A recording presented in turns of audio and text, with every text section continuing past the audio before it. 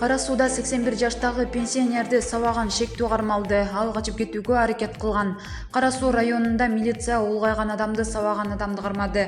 Бул тууралуу журналисттерге Ош облусунун ички иштер башкармалыгынан билдирилди. Маалыматка ылайык, шектүү милиция кызматкерлерине каршылык көрсөтүп, качып кетүүгө аракет кылган. Окуядан кийин кылмышка чектүү Бишкекке качып кеткен. Милиция аны Борбор шаардан издей баштаганда, ал Кара сууга кайтып келүүнү чечкен.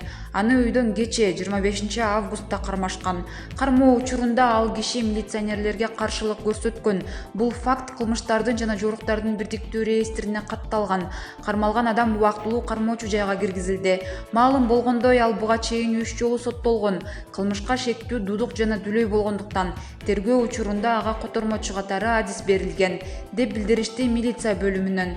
Эскерте кетсек, буга чейин социалдык тармактарда эркек киши карыяны сабаган видео тасма тараган. Жабырлануучу 81 жашта. Алган жаракаттарынын натыйжасында ал ооруканага жаткырылган. Добушту ачык сатып алуу башталдыбы? Жетекчилер шайлоо таза өтөт деп мурдатан эле айтылып жүргөн жомокту кайталап жатышат. Бирок таза өтпөй тургандыгы азыртан эле белгилүү боло баштагандай. Бир топтору БШКда болуп өткөн окуянын негизи себеп катары карашууда. Андан башка деле толтура фактылар болуп жаткандыгын коомчулуктун өкүлдөрү ачык эле айтышууда.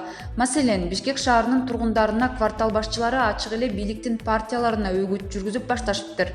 Биздин короону асфальттап, сонун балдар аянтчасын куруп берет экен, деп үймө үй кыдырып жүрүшүптүр. Андан сырткары ар бир добуш үчүн акча да сунуштап киришти. Баасы да өсүптүр. Мурда ар бир добушту 2000 сомдон бааласа, азыр анысы 3000ге жетиптир. Бирөөлөр тамаша чындап бир үй бүлөдөн 5 киши болсок, 15 000 сом алат экенбиз деп күдүңдөшүүдө.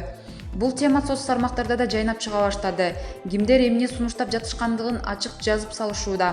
Айрым партиялар бир добуштун баасын 5 000 сомго чейин көтөрөт экен деген сөздөр да күчөөдө.